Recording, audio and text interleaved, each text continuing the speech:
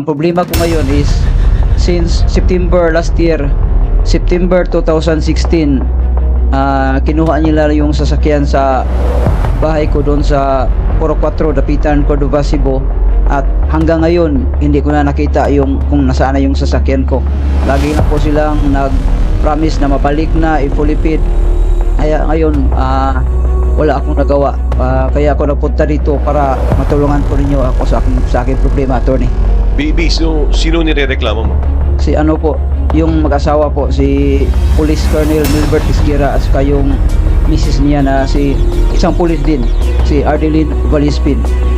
Anong ranggo nung asawa? Sa ngayon, hindi ko alam, wala na sa serbisyo si Ardeline. Sa mga complainant po, so in short, ang nirereklamo nyo po ay mga pulis. Sa pulis kayo bumili ng sasakyan? Bakit po? I mean, I'm sorry for asking, pero ibig ko sabihin, where should we be buying our vehicles kung brand new po ang binibili natin? Hindi lang although hindi bago yung narinig namin na modus, but this time around, parang ngayon lang kami ng kanina na pulis mismo ang nag-deal at nagbenta. Kasi ang dami ng mga ganitong modus po dito na nagagawa namin ng story na nagbenta, wala pa rin sasakyan. But this time around, you're saying mga pulis mismo ang nagbenta sa inyo. At kung brand new po ang bibilhin, ba't nga po ba sa pulis kung hindi naman sila authorized dealer ng mga car companies? Una po, isang grupo ng mga complainants na may nirereklamong grupo rin ng mga pulis tungkol to sa pagbebenta ng kotse na hindi nila nakukuha. Di umano.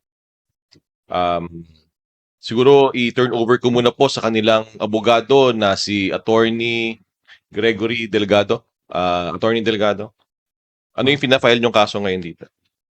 Magandang umaga po sa ating lahat. Maraming salamat po sa Napolcom, kay Viseo Rafael Vicente Calinisan at sa kanyang mga kasamahan. So nandito po kami upang maghain ng kaukalang administratibong reklamo laban sa ilang opisyal ng pulis at mga tauhan nito sapagkat ang aking pong mga kliyente or mga complainants ay sila po ay binentahan po ng mga sasakyan. Pinipresenta po nila na sila po ay may alokasyon sa mga dealership at makakakuha ng mga mura or discounted na sasakyan. Ngunit sa kalaunan, kahit na sila po ay nakapagbayad na sa mga naturang sasakyan ay hindi po dumating ang ibang sasakyan at kung may dumating man, ito ay nakasangla pa ho sa bangko at may-ari pong iba. So sa naturang paraan sila po ay hindi po nila nakuha kung ano man ang kanilang binayaran dahil kahit yung mga dumating na sasakyan ay hindi naman posibleng mailipat sa kanila dahil ito pa ay nakasangla. So para sa mga detalye, ibigay ko rin kay Ginoong Ronald Diapelpa para kanyang i-detalye pa ang sa kanyang hinihain na sinumpaang salaysay. Magandang umaga po sa ating lahat, sa mga members of the press, sa Napolcom po. Magandang umaga po kina Attorney Ralph, kina Colonel Santos, kina Director Edmar. Ako po si Ronald Elpa, isang businessman po from Cebu. So, ito nga po, nakabili po kami ng mga sasakyan po. Tulad ng sinabi ni Attorney Greg, may mga sasakyan na dumating, may mga sasakyan din naman na hindi rin nakarating. So, nakumbinsi po ako na bumili ng sasakyan kasi yung mga kakilala ko rin po, sina Jude Chan, nakabili rin po ng sasakyan sa kanila. So, nang sinabi po nakabili po sila kasi mga kilalang tao po ito sa Lapu-Lapu, kapatid po ni Congressman Chan, na ano rin po ako na makabili ng sasakyan. So, ito po ay nangyari noong early part of August 2025 po. At saka hanggang ngayon po kasi hindi po maibigay po sa amin yung mga dokumento. So, ito po, kaya po nagrereklamo po kami. May isang sasakyan din po na hindi po nakarating na fully paid na rin po. Ano pong mga sasakyan to, Mr. Elpa?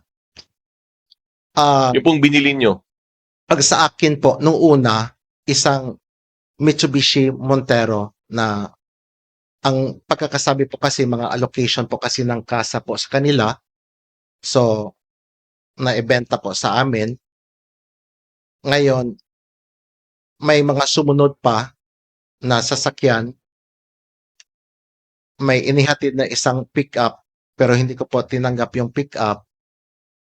Isang Nissan Terra at saka isa pong Nissan Patrol na brand new daw, 2025. Hindi nakarating po. So ano yung mga hindi nakarating para mas naintindihan ng publiko? Ano ang mga binili mo na hindi nakarating sa'yo? Nissan Patrol na 2025 model po. Ano pa? Sa akin, iyan lang po. Yung ibang binanggit mo, anong problema ng mga kotseng yun? We later found out po na naka-encumbered po ang mga sasakyan. So, yun po, medyo natatakot na po. Actually, kasi meron po kasi kaming mga iba pa rin pong mga kakilala po na nakabili na they are also intending to file a case. Hindi na po nakaabot po rito. Ilan pa silang magpa-file ng kaso? Ang sure ko, mga 3 or 4. May 4 pang tao na...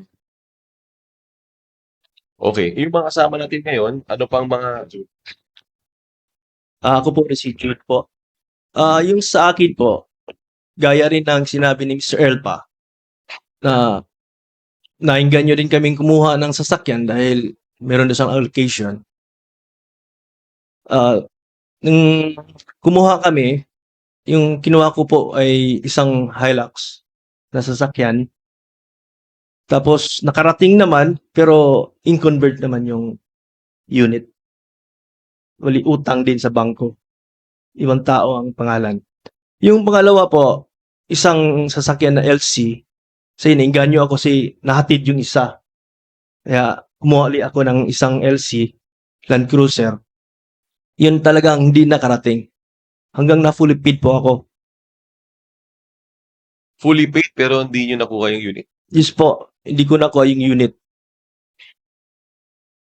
So, 2 kotse ang hindi nakarating sa'yo, tama? Isa lang po, isa lang po. So, yung unang binanggit mo kanina, nakarating yun. Nakarating po pero ibang pangalan. May pangalan, may nakapangalan. Meron po. In-convert So, hindi po. brand new. Sa Ah, Tagalog, hindi brand new. brand new po. Pero may nakapangalan. May pangalan. Pwede ba yun? Ewan ko po. Sige, yung ikaw... Baby ang pangalan mo? Yes po. Okay. Magandang umaga po sa lahat, lalo na sa kay Attorney Ralph Calinisan, Attorney Delgado. Ako po si BB Bagyo Villaspin, punong barangay po sa Dapitan, Cordova, Cebu. Salamat po nakapunta ako dito sa tulong ni Attorney. Ang problema ko po iba po sa kanila kasi sa akin is may relatives po ako na asawa po ni Police Colonel Milbert Isgira na in-encourage niya ako na mag-utang kami ng sasakyan kasi daw parirentahan namin sa mga pulis. Pumayag naman ako, naghati kami ng down payment. Down payment is 260,000. Tapos kami provide ako ng 130,000 cash at sa kaniya 130,000 cheque. Kaya narilisan kami sa Toyota PS Bank. Ang problema lang yung cheque na ini-issue niya sa Toyota is nag-bounce niya. Tapos nabayaran ko yon hinay-hinay. Pasensya na po sa Tagalog. Ang problema ko ngayon is since September last year, September 2016, kinuha nila yung sasakyan sa bahay ko doon sa Puro 4, Dapitan, Cordova, Cebu. At hanggang ngayon, hindi ko na nakita yung kung nasaan na yung sasakyan ko. Lagi lang po silang nag-promise na mabalik na, i-fully paid. Kaya ngayon, wala akong nagawa. Kaya ako napunta dito para matulungan po ninyo ako sa aking problema, attorney. BB, so sino nirereklamo mo? Si ano po, yung mag-asawa po, si Police Colonel Milbert Isquira at saka yung misis niya na si isang police din, si Ardeline Valispin. Anong ranggo nung asawa? Sa ngayon, hindi ko alam, wala na sa serbisyo si Ardeline. Okay. Mr. Elpa, may gusto ko pang idagdag? Sa akin, actually, matagal ko talaga pinag-isipan kasi si Colonel Bernoli Abalos, parang hindi na iba sa akin yan. Nasa advisory council po ako ng PNP ng Cebu. So, medyo may relasyon po tayo sa mga pulis. Ayaw ko po sana, kaya lang napilitan po ako na mag-file po kasi itong mga kasama ko rin at saka parang ako yung isa sa tinitingnan kasi nila na parang they look up to me. Kaya rin yung iba nakabili ng sasakyan kasi alam nila kaibigan kami ni Colonel. So, gusto rin talaga nila mag-file. Kaya, maski masakit man sa kalooban ko, I really have to do this kasi hindi man lang para sa akin, para na rin sa ibang tao po na nakabili po ng sasakyan. Yun lang po. And all of these cars are in Cebu. Tama ba? Opo, taga Cebu po kami. Pati yung kay Barangay Captain BB, Cebu rin itong pinag-uusapan natin. Colonel Martin Santos for the Chief PNP, sir. Magandang umaga po sa ating lahat. We acknowledge all the complainants for coming over here in the National Police Commission for filing administrative complaint on two officers against the two senior police officers. And rest assured that the Philippine National Police will provide its support and cooperation to the inspection and investigation, inspection, monitoring, and investigation service of the National Police Commission during the conduct of the administrative investigation, sir. Maraming salamat po, Colonel Santos. Director Pares, any comment? Thank you, sir. We thank, of course, the PNP, sir, for the support, the usual support na binibigay po sa National Police Commission, especially po sa IMIS in our conduct of investigation. Rest assured that we will be doing, sir, our investigation and that due process will be respected for us to be able to determine whether or not to formally charge these police officers complaint of. Thank you very much, sir. Questions? Thank you, sir. We will now open the floor for questions. May we begin with Ms. Marisol Abdurrahman from GMA News? Good morning, sir. Marisol po. Sa mga complainant po, so in short, ang nirereklamo nyo po ay mga pulis. Sa pulis kayo bumili ng sasakyan? Bakit po? I mean, I'm sorry for asking, pero ibig kong sabihin, where should we be buying our vehicles kung brand new po ang binibili natin? Hindi lang humalinaw kung, although hindi bago yung narinig namin na modus, but this time around, parang ngayon lang kami nakarinig na pulis mismo ang nag-deal at nagbenta. Kasi ang dami kong mga ganitong modus ho dito na nagagawa namin ng story na nagbebenta, wala pa rin sasakyan. But this time around, you're saying mga pulis mismo ang nagbenta sa inyo. At kung brand new po ang bibilhin, ba't nga po ba sa pulis kung hindi naman sila authorized dealer ng mga car companies? Good morning po, Ms. Opo, Marisol. opo. Salamat po sa tanong ninyo. Actually, una po, hindi naman po talaga sa bibili ng sasakyan. Ang unang talaga pumasok sa amin is yung relationship na kaibigan, magkakilala. So, meron po kasi silang allocation, nagpapatulong kasi may napasiuna na silang payment. So, needed po nila maibenta. Sorry, sir. Para hindi ho masyadong magulo later on. Allocation saan? Ang sabi ng mga pulis, meron silang allocation saan Galing po sa kasa. Meron po alright. silang mga allocation sa kasa po. Okay, sige, go ahead. So may special discount po kasi sila. So ang unang ano kasi na magpauna lang ng down payment. Pagkatapos before i-release yung sasakyan, bayaran po i-full.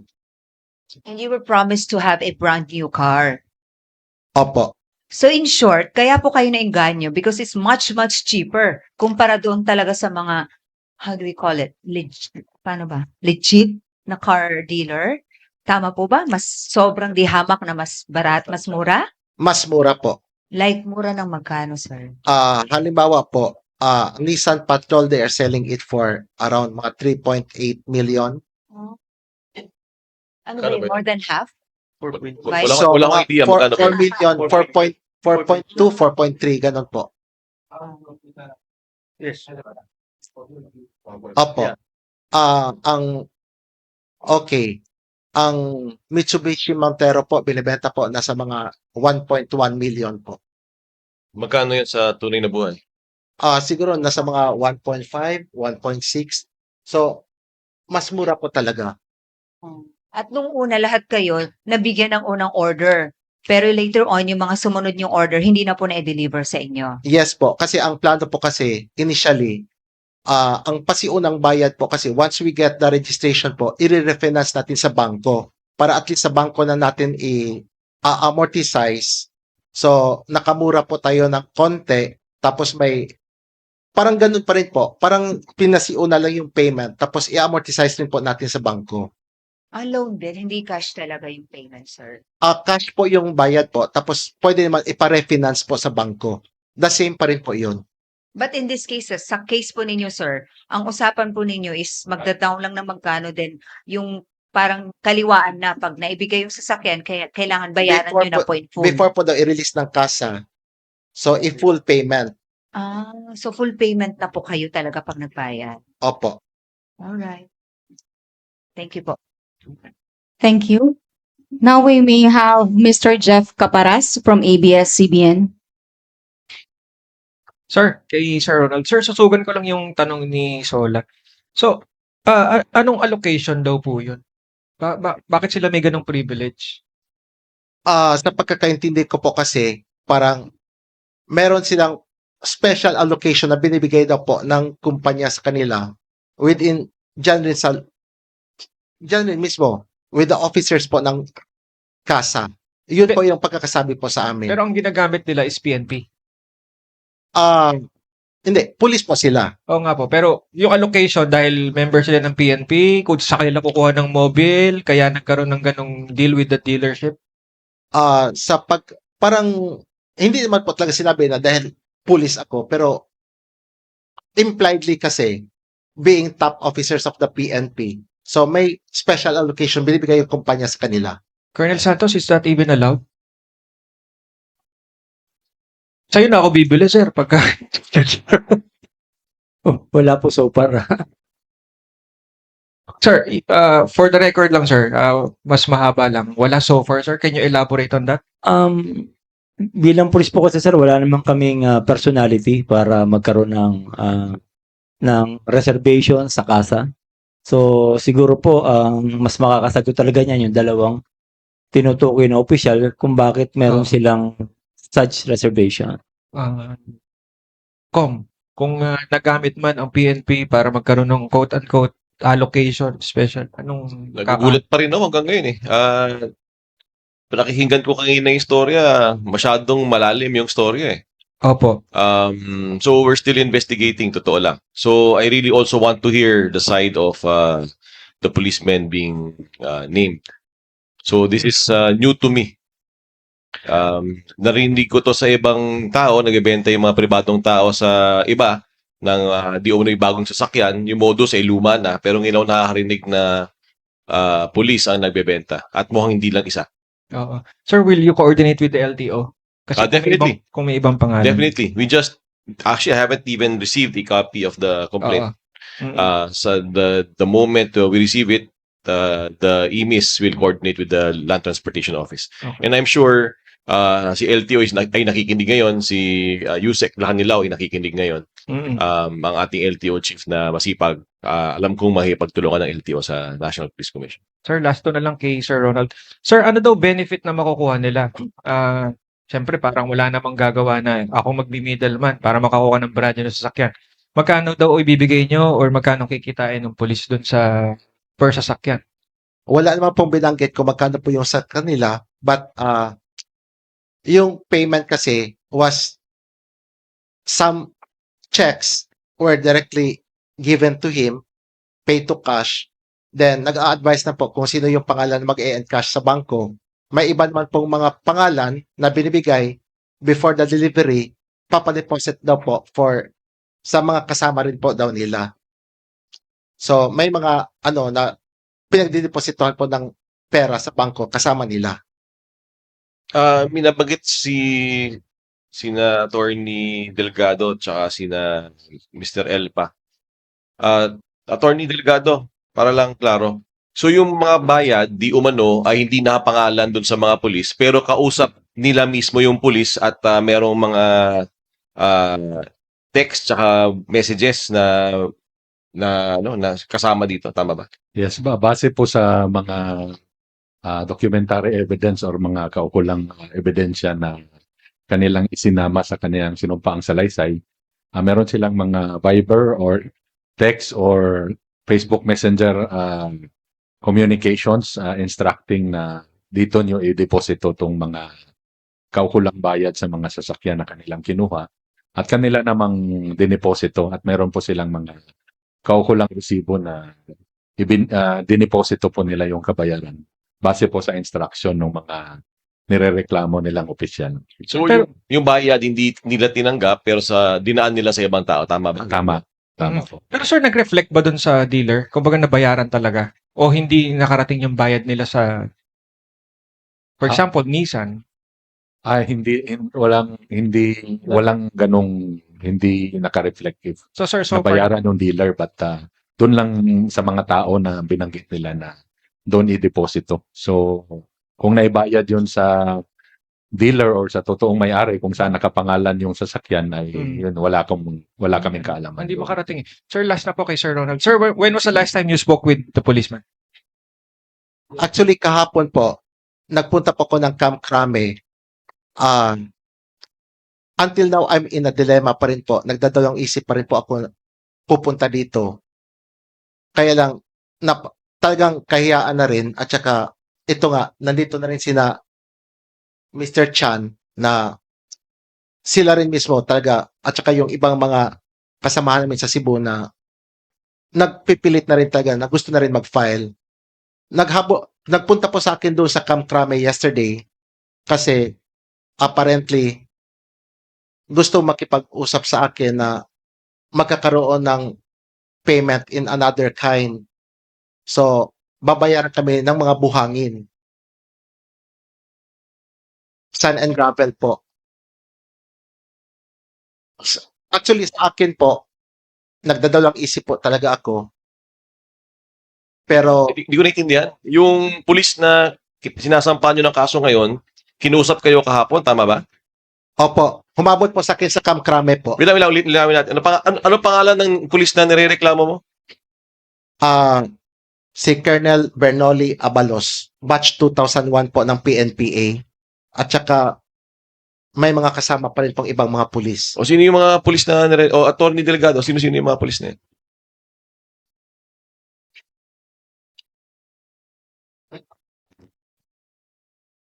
So we have Police Corporal Jerry Lee Losande Aboedo, Police Corporal Louis Rosales Nieva, Patrolman Joel Baila Valentino Jr. Base po sa sinumpang salaysay ni Ginoong Elpat ni Ginoong Chan, si Crisilio Juan din po. So ilang pulis yan? Ulitin natin para klaro, medyo nalito ako. Ilang pulis ang kinakasuhan mo? 5. Ilan ng opisyal dyan? Yung Police Lieutenant Colonel yung pinaka-official, yung iba, NCO. O sige, o balik tayo dito. Yung Lieutenant Colonel, yun yung lumapit sa iyo kahapon para bayaran ka ng buhangin, tama ba? Opo. Talaga?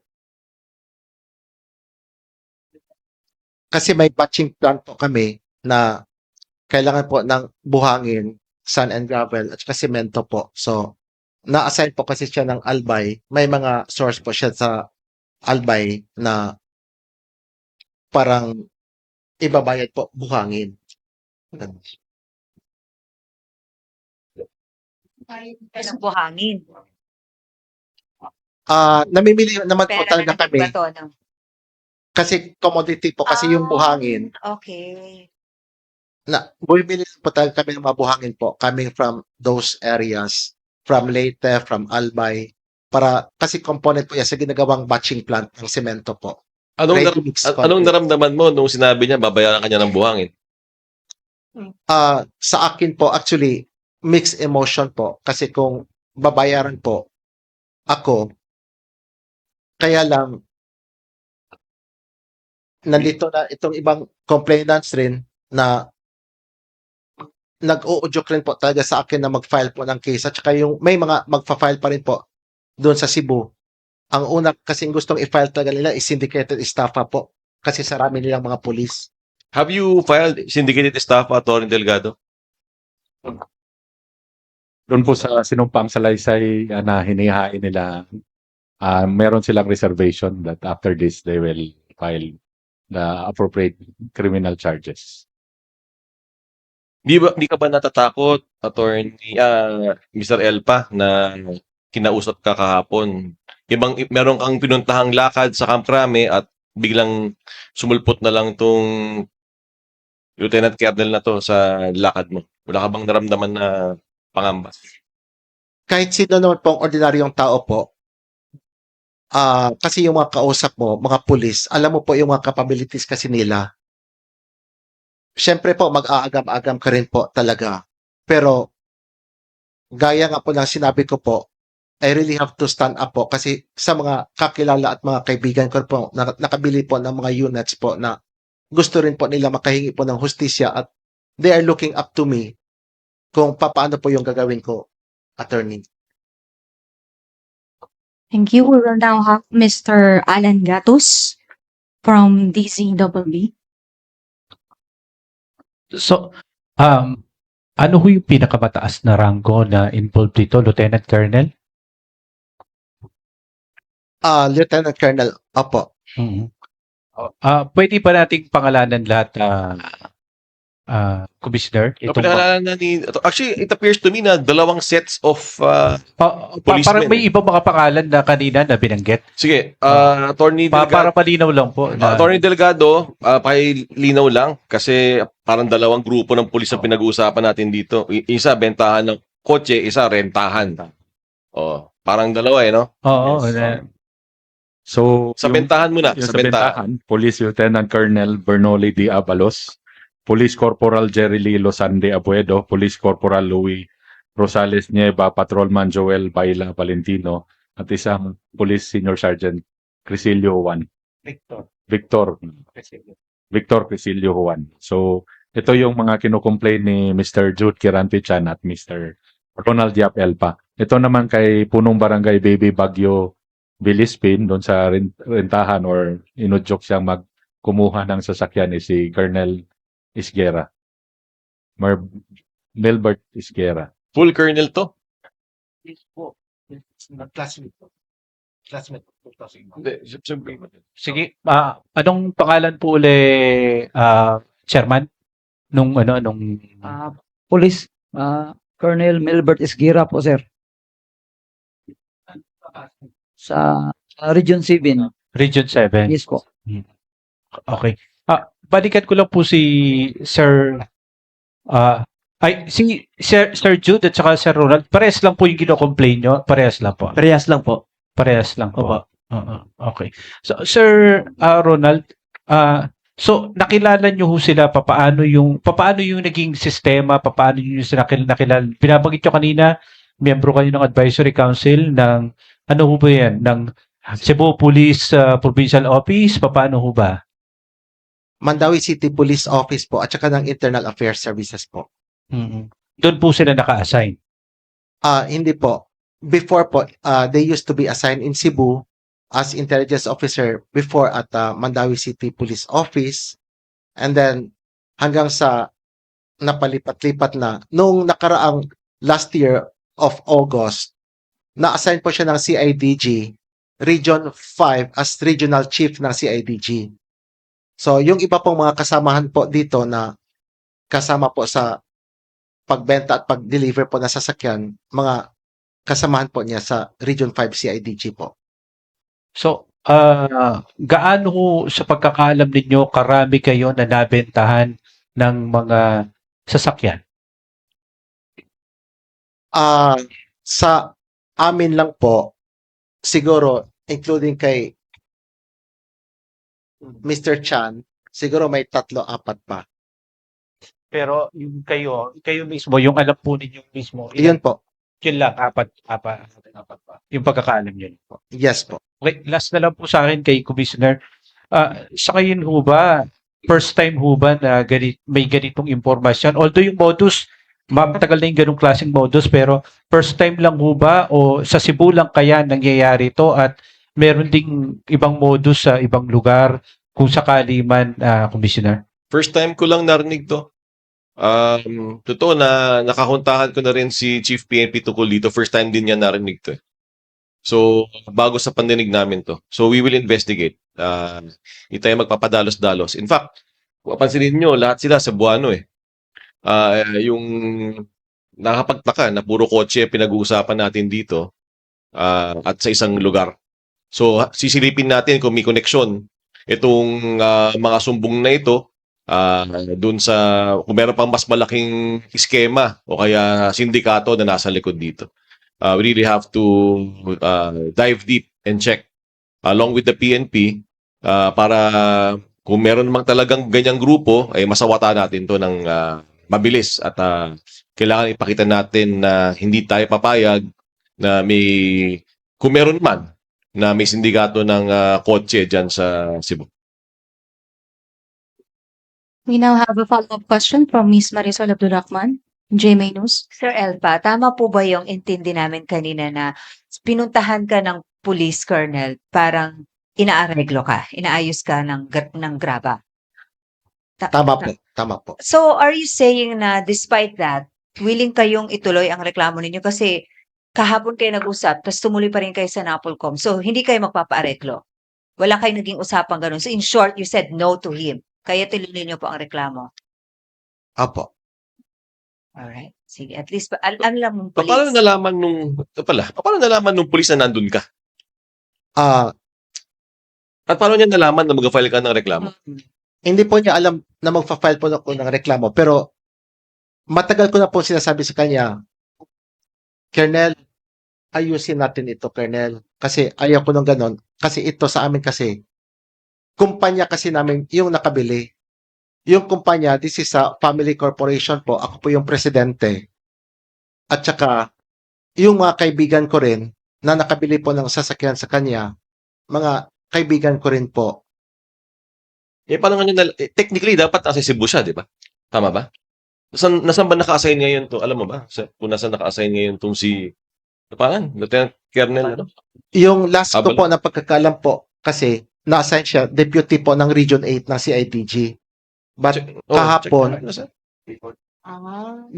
Bicol siya before. Kasi yung mga sasakyan kasi from Manila, land trip nila, yung mga pulis lahat yung may dala, papuntang Cebu through So, ang Bicol. mga sasakyan, sir, nanggagaling lahat dito sa Metro Manila. Iyan po ang pagkakaalam po namin. Binibiyahe nila pa Cebu. Biniyahe po, papuntang Cebu by land trip. Ano ginagawa niya sa Manila kung nasa Cebu siya nakadestino? Ang sabi po niya kahapon, parang lumabas na po yata siya ng CIDG. So, naghanap ng local na unit po. We will check now where this policeman is assigned. Please, Alright. before the end of this session. Sir, we have one more clarification lang kay Sir Ronald. Sir, yung payment po ba na cheque, sa pulis nyo lang po binibigay pero may pangalan silang pinapalagay sa cheque?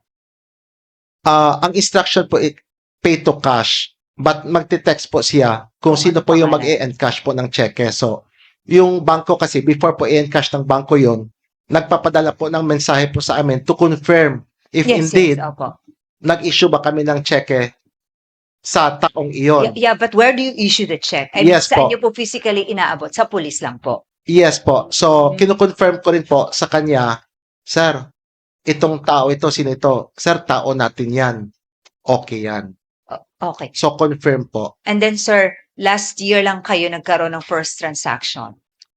Yes po. Or wala way back pa? Wala naman po. Chair, by the looks, matagal na tong gantong kalakaran nila.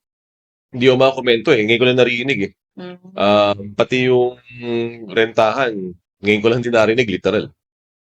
So we will check. We will check. Thank you. For the next questions, we will now have Mr. Nico Bagsik from the ZMM. Magandang umaga po. Tanong ko po muna kay Sir Ronald Elpa. Sir, magkano po yung lahat ng worth nung naibayad niyo po dito sa police po na kausap niyo po? Yung total po sana or kahit estimate, pero better kung total. Sa akin po, kulang-kulang po, around mga 5.7 to 5.8 million po. How about Mr. Chan, kay Mr. magkano binayad mo? Yung sa akin, 2 unit po, nasa 5.9. And kay Mr. Villaspin po, sir, yung halaga po na involved po doon sa inyo, magkano po yung total? Sir, yung down payment lang po sir na 260,000. Pero yung sa inyo po, sir, just to clarify, 2016 pa yung naging transaction nyo po sa kanila. 2016? Last year. Last September 16, 2025. 2025, okay. Sige po. Pag Attorney Delegado, sinasabi mo ba may connection tong mga to? Ibang point mo? Mahirap po mag-assume, no? That's why po rin kami ng tulong sa Napolcom na imbestigahan kung may connection na itong dalawang sets ng reklamo or may isa pang eskema, no? So, I hope sa after thorough investigation find out po natin if meron ng connection. Kilala ba yung mga opisyal na binabanggit? Magkakakilala ba yung mga binabanggit na mga opisyal? According to Mr. Elpa, magkaklase daw po sila sa PNP po. Yung dalawa. Yan dalawang Yung dalawang colonel po, Yung- magkaklase. Yes po. Kung yung sasakyan niyo po, yung colonel mismo na yun, siya yung kumuha ng sasakyan po. Silang dalawa po mag-asawa. All right. Now we have Mr. Val Gonzalez from DZRH. Doon ho kasi sa bentahan ng sasakyan, may tinatawag na ahente. Para lang maklaro ho natin. Kung yung pulis ho mismo na mga kausap ninyo, ang nagsisilbi ng ahente o meron pa ho silang mga kausap na tunay na ahente po nung car company or car dealership. Ikaw po yun. Ang kausap ko talaga is si Colonel Abalos. Tapos, sabi niya, meron siyang allocation. Tapos, sinano niya yung kaibigan niya na parang ahente daw. Pero police din pala. Doon po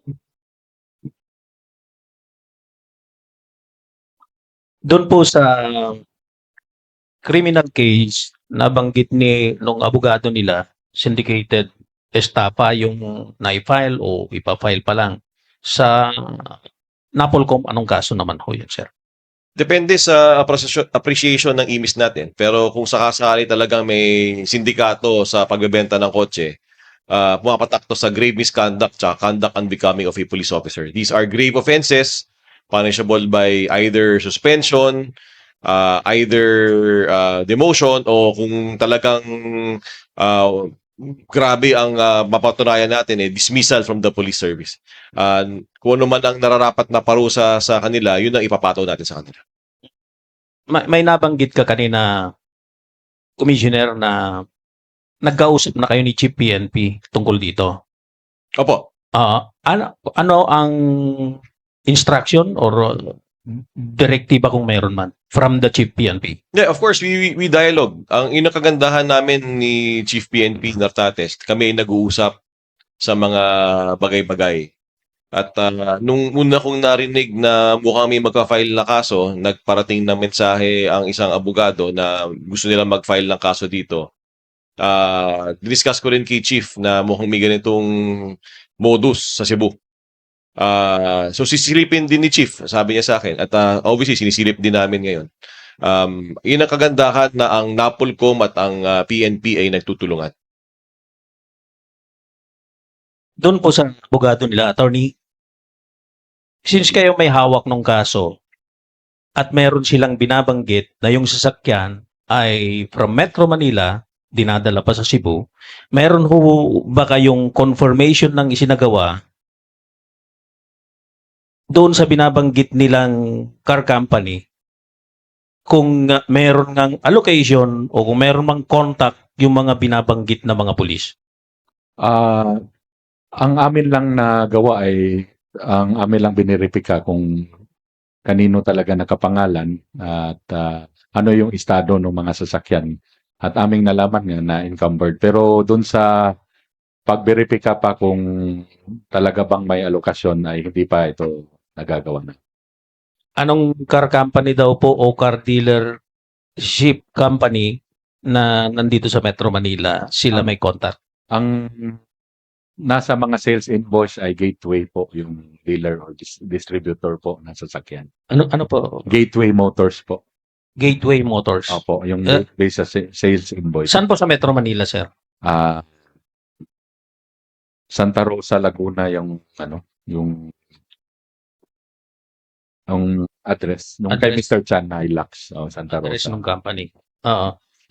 Kay Sir Ronald, sir, nabanggit nyo kanina, yung mga pulis naka-assign sa Cebu, then one time, na-assign din ng Region 8, tapos meron pang ibang lugar pa kayong binanggit sa Region 7 kung saan na-assign. Would you know dun sa ibang mga lugar kung meron din silang ganitong ginagawa para lang makita natin kung gaano kalawak na yung operasyon nila, kung maging dun sa Bicol ay meron na rin sila o sa iba pang lugar? Hindi ko po ma-confirm po kung meron pa mang sa ibang lugar po. Dito lang po sa Cebu, it so happen na po magkakakilala po kami ng mga nakabili.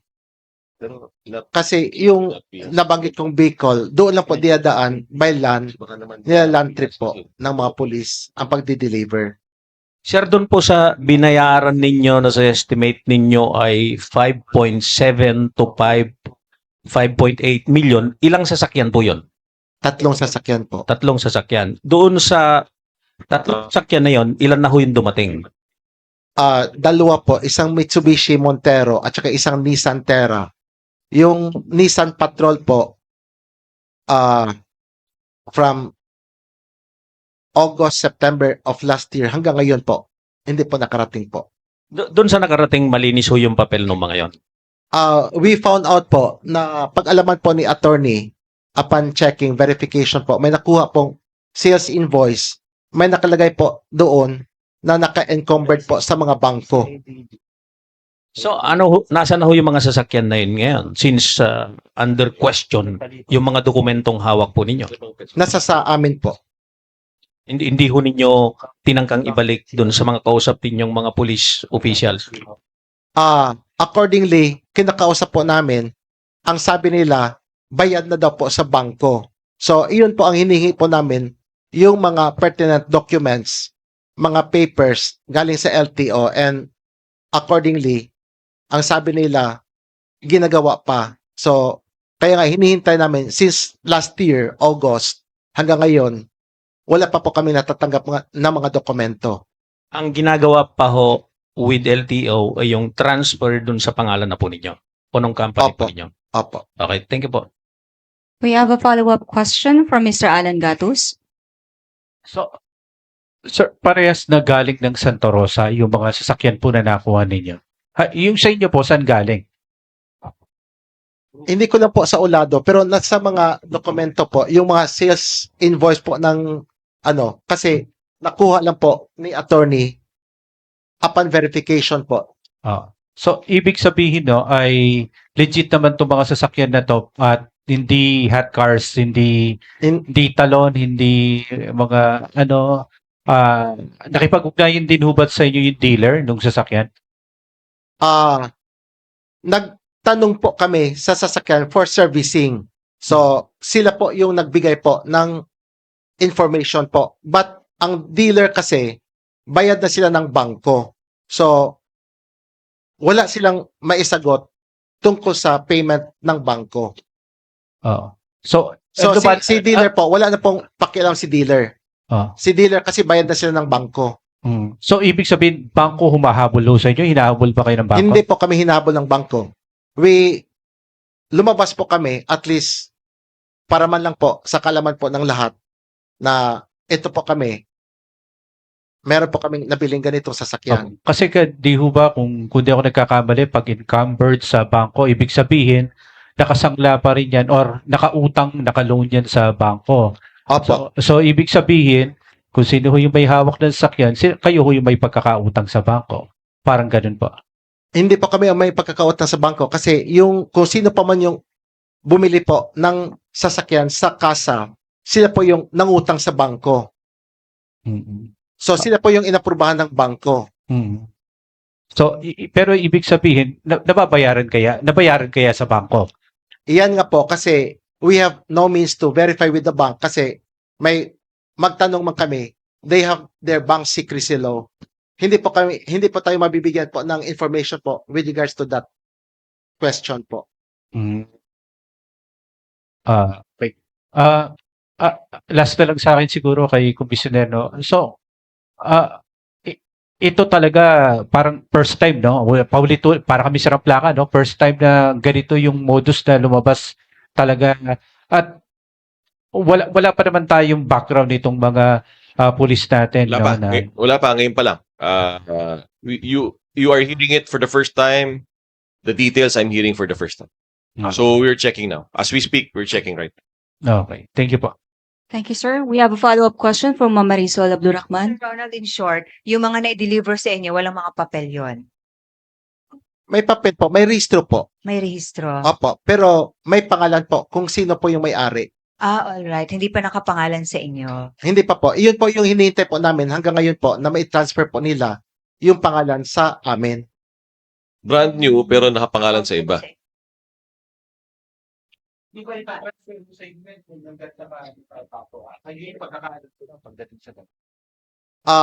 Iyon po yung namin kasi ang gusto kasi namin isaulit yung sasakyan at may refund po sa amin yung pera. Kasi hinihintay po namin na mai-transfer po yung registro sa pangalan namin which is hindi po nakakarating. Opo. Thank you. Next, we have Miss Chelsea Arcilia from DZXN. Hello po. Sa complainant po, magkakilala po ba kayo personally and sabay-sabay rin po ba kayong bumili ng sasakyan? Kasi if ever po, hindi nyo po ba nabalitaan na nagka-problema po yung mga nauna nang bumili ng sasakyan? Actually, ang una nakabili si Mr. Chan. So, naengganyo po ako bumili kasi mga kilalang tao po ito ng Lapu-Lapu City. Ang Lapu-Lapu City is isang highly urbanized city ng Cebu, which yung airport po natin, doon po nakalagay, yung Mactan Airport po. So, kahit sino po, talaga, may engganyo kasi sila nga mismo nakabili nga ng sasakyan. At saka, yung nagbebenta kasi, kakilala rin talaga namin. Last question na lang po sa akin. Pero Sir Elpa, bilang negosyante po, hindi nyo po ba inisip or hindi nyo po ba kayo nagkakutob na parang too good to be true yung discounted price ng sasakyan? Hindi naman po kasi too good to be true kasi unang-una, ang pagkakilala ko talaga si Colonel Noli Abalos, isang kaibigan at mabait na tao po talaga. Kaya hindi po ako makapaniwala hanggang ngayon as we speak. Kahapon nga, hindi ko nga hinabol ako doon sa sa Camp Crame. Kasi kaibigan eh. Thank you po. Thank you. Are there any further questions from our media partners? Yes, Mr. Val Gonzalez. Eto naman po tanong lang na wala naman hong ibig pang sabihin kung ano man. May binanggit kasi si Sir Ronald kanina na si Mr. Chan ay kapatid ng congressman. Tama ho ba yun? Opo, Ilang sasakyan ho yung nakuha po ninyo? dalawa po. Na ibigay pareho? Yung isa po na ibigay, gaya ng iba ring pangalan, Hmm. tapos yung isa po hindi pa nakarating. At yung naibigay po ninyo ay nasa 5 million din po. Opo, Okay. Thank you, sir. thank you. Do we have any further questions from our media partners? If there are no further questions, may we hear our message from our Commissioner Kalinisan, sir? Gaya ninyong lahat, kami rin po sa NAPOLCOM ay nagugulat. But we will get to the bottom of this. We'll thresh out all the details and we'll come up with our investigation. I'm directing Director Pares and the EMIS to expedite the investigation of this case. And like all cases here in the National Police Commission, papaspasan po namin ang investigasyon at ang desisyon sa kasong ito. Sana po hindi totoo ito, but at the end of it all, we have to find out what the truth is. At tatamaan po ang dapat tamaan dito. Wala po tayong sasantuhin.